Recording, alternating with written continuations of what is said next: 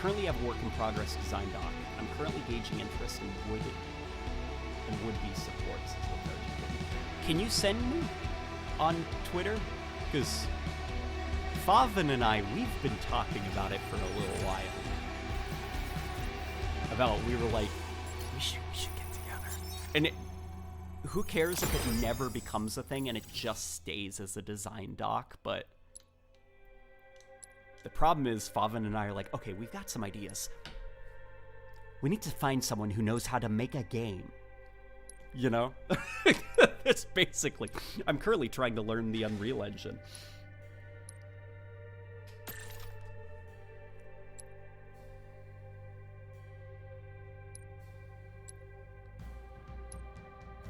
Cortana with her Guardians solos, the Empire of Star Wars, who would win?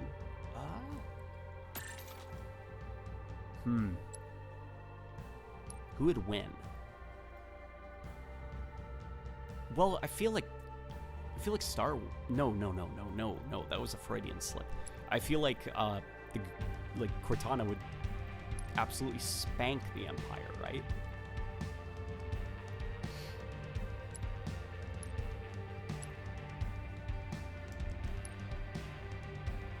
Transformers Armada had great designs for the toys, in my opinion. Yeah.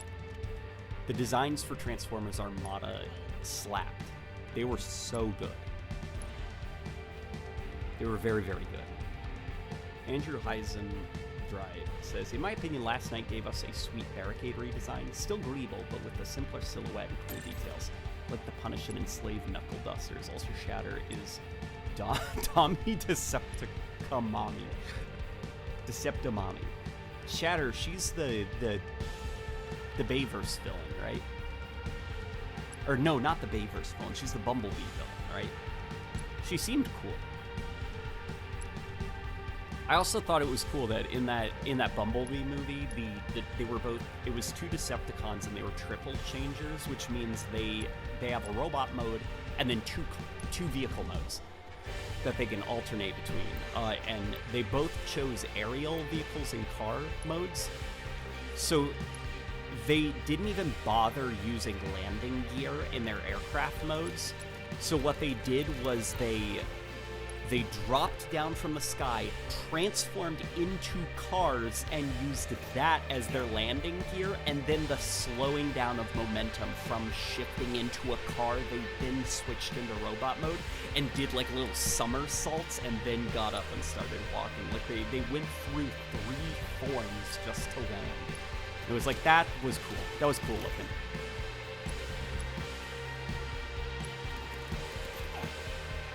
Something I do hope, though, that like these post-Bay, not to, give Michael Bay too many props, but I thought his idea of like, well, if we're gonna bring the Transformers to live action, let's basically make a Godzilla movie, but with robots.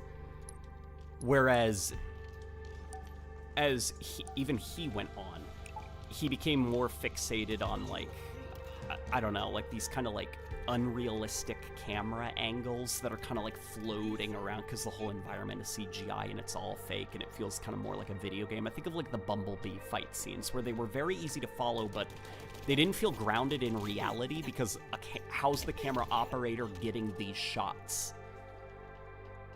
Like, you're moving 30 miles per hour up a cliffside. How's the camera operator doing this? It doesn't even look like it's filmed from a helicopter. Where I did like, at least that first Michael Bay movie, it felt like the camera operator was physically there filming these giant robot fight scenes.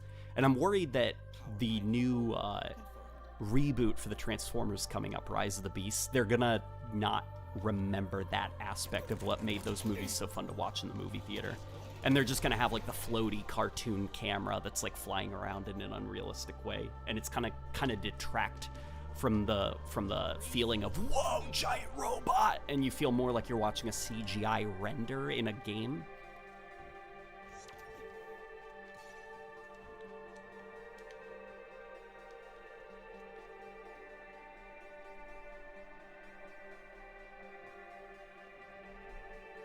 Let's see.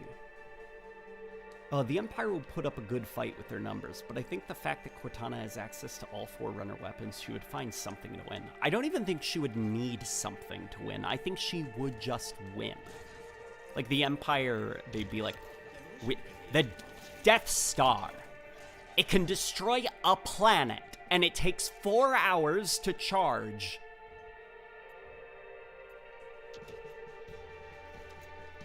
We've got some ships. A lot of them. Like, I think Cortana has this in the bag with her Guardians. You just turn off the lights. They're done.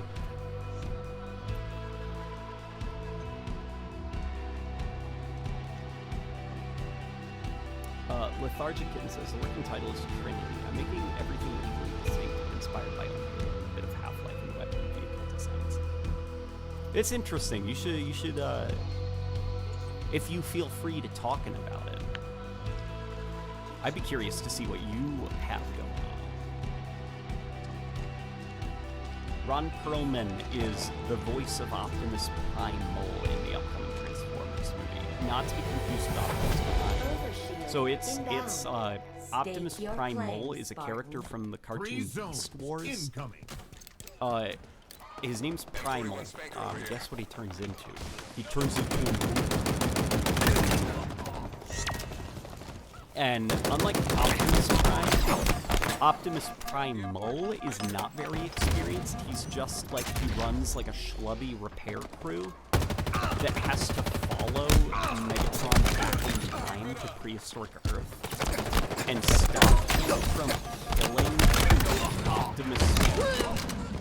It's time to try. Okay, his name's Optimus Primal, and he becomes a monkey. And in the new Transformers movie, he is unfortunately played by Ron Perlman. Not that I hate Ron Perlman, but I'm very bummed that they didn't get the original voice actor.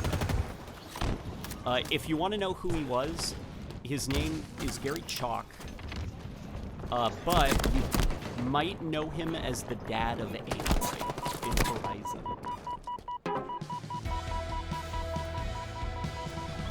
Two of 3 zones, playing for the good guys. 3 zones incoming.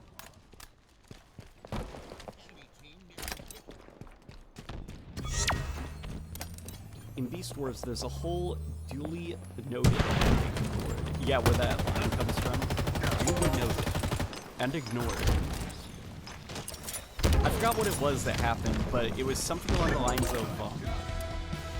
So what I love about Beast Wars is that Megatron in that cartoon is not Megatron. What he is a guy from the future who has a stupidly inflated ego about himself and just calls himself Megatron.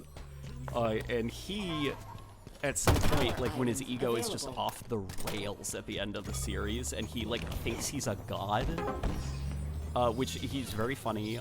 Somebody like says like we shouldn't do this because of X, Y, and Z, and you'll lose. And he's like, duly noted and ignored. And then he just like, you know, goes off and loses and the series ends. Andrew says Lord Hood is Big Monkey, confirmed. Exactly, Lord Hood is going to be the voice of the Big Monkey in the new movie, and it's going to be a robot monkey at that. Baron Kane says, didn't 343's core staff rotate out at launch because Microsoft has a contract worker policy? That and other VR tossed us. That and after the VR...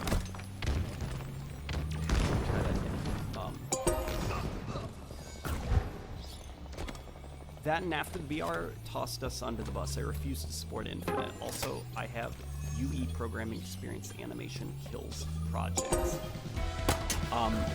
So, on the topic of, like, you know, people leaving 343, I don't think it's because everybody at 343 works under a contract, but I think the contract labor itself, yeah, unfortunately 343 is kind of like a revolving door studio. There isn't a lot of room for people to learn and grow their tool set because nobody stays long enough.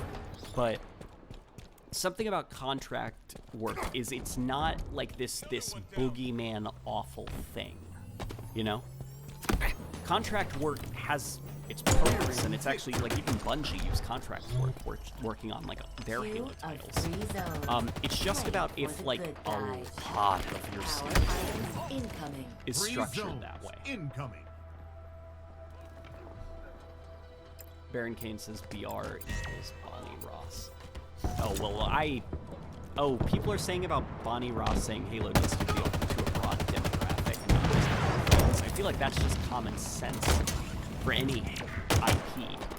If you lock down on just your existing fan base and make no effort to make it accessible to other people, it's not gonna, you know. Eventually, people are going to grow out, and they're going to stop playing, and that fan base will shrink and shrink and shrink. That's not to say that there aren't good ways to branch out, because there are good ways, and the Halo show was not a good way to branch out. That was embarrassing, that Halo show.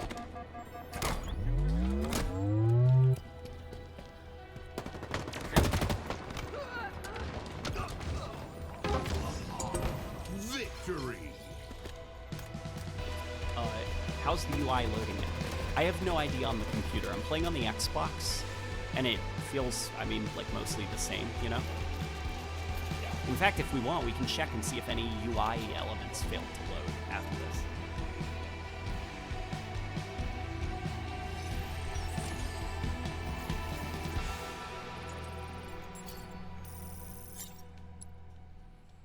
But I am a little bit disappointed with this drop pod, because the game has a lot more issues that I would like to see resolved, as well as glaring omissions, I guess, in the options menu that were promised very shortly after launch, last December, or November. I think it was October, actually. No, it was even before October.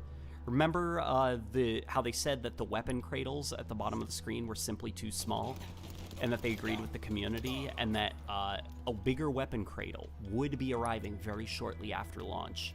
And on top of that, more UI customization options. What happened to those? Where'd they go? Are we still getting them? I'd love somebody to clarify. Because it kind of feels like I don't really know what's coming next, you know? Land grab.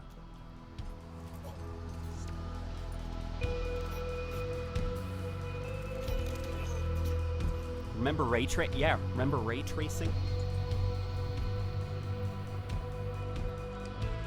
I'm lagging even worse after this update. Honestly, Halo Infinite has the worst service. Halo Infinite's servers exist. When they work, they work. When they don't work, holy moly, do they not work. Seize the zones, Spartan. Yeah, but I do zones hope that, like, we're gonna see, you know, And fixes for once and of stuff like that, Our because reign of tyranny begins. it's kind of silly how long, I guess, they've allowed this game to Commendation persist is in order.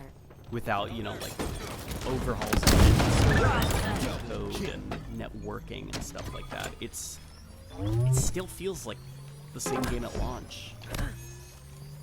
You know, weird shenanigans, like hitting a melee, it doesn't register, or even just like walking around and you can feel that you're not like attached to the ground. You know, you're kind of like just jittering just a little bit.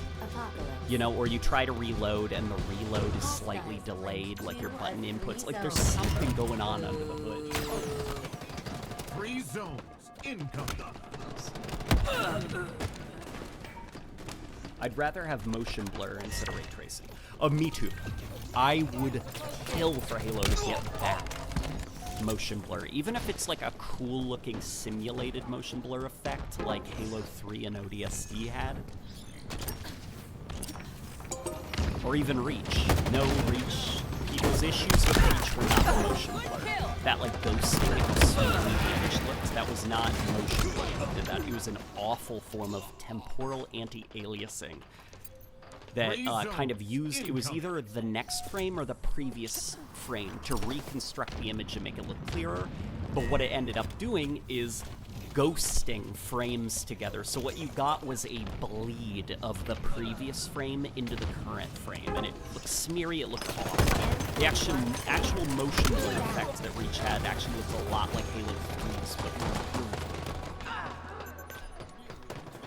Weapon concept, Forerunner sniper rifle. Think Quake railgun, not the stinky Halo railgun, but with a lingering tracer that damages anything that touches it. That's fairly cool. I'm trying to think of some other things. Oh, chat, give me your chat. I just said chat, I'm sorry. You guys are not Twitch. Don't worry, you're not Twitch. What do you think about... Oh, I have pitched before a Forerunner thing that you get from Sentinels, which is a gravity manipulation gun that the Sentinels use for carries. Like, just the other when you pick it up, it's more or less a half-life gravity gun where you can pick up items in the environment with its gravity effects. Or even, quite possibly, take the gravity hammer and instead of what, you know, Halo Infinite did, which is just make it another energy sword, but it swings slower, take the gravity hammer and give it, like, you know, you're holding the hammer and it can still do the boom, like, impact, but then when you hit the alt fire button, you flip it over, and now it's got, like, Tartarus from Halo 2 gravity effects where you can pull or push objects. I would love something like that. Is ours. Hooray. 3 zones incoming. Chief Warlock says, motion blur more often than not makes me nauseous. That's okay then. Just turn it off.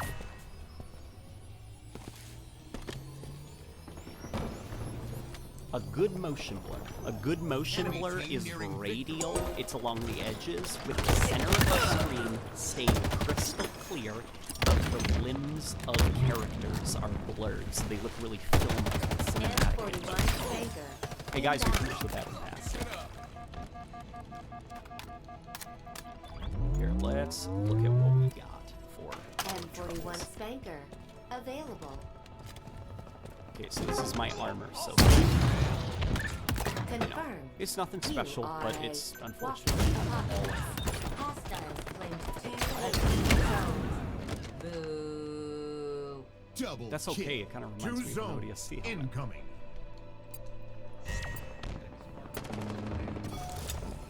You know what that looks like? That looks like what Linda should have following her, like, redesign. That looks like a Linda helmet. Like, it looks like it's getting closer to what Halo 5, like, tried to do with, like, the visor that kind of looks like almost like binoculars.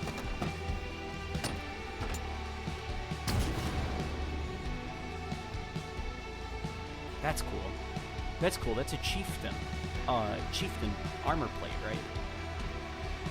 If not, it's still cool. Let's do this. I like that. That's cool. The Elite Skull is cool. Well, what I like about the Elite Skull is I like that it's the gigantic, kind of sticky outy shoulder piece, but I also kind of get that from this. But what I do like about the Elite one is that it curves inwards, so it kind of complements the silhouette, makes my guy look a little bit more jacked than he really is. Whereas this kind of like flakes outwards. I don't know. Let's see how it looks from... Yeah, that just looks goofy. So we're gonna go... Let's see how the Elite Skull looks. That looks silly. It's too extended now. Someone could probably do something cooler with that, so I guess I'm just gonna stick with the walkie-talkie. Gloves. I only have 2 to choose from, but I don't like the knuckles. It's too connected, I guess. Something looks off about it, so I kind of prefer this because the knuckles are broken up a little bit more.